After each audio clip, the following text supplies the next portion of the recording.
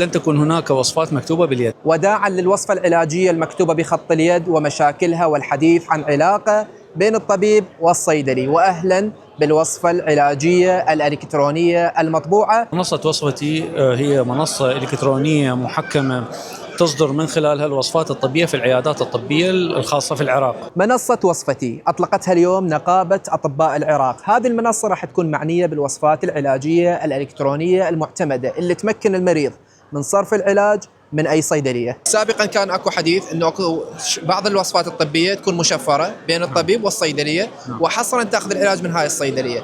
هذا الموضوع راح ينتهي بمنصة وصفتي. منصة وصفتي هي منصة توصل رسالة للمجتمع بأنه المؤسسة الطبية في العراق، الأطباء، نقابة الأطباء هم ناس يعملون وفق المقاييس العلمية.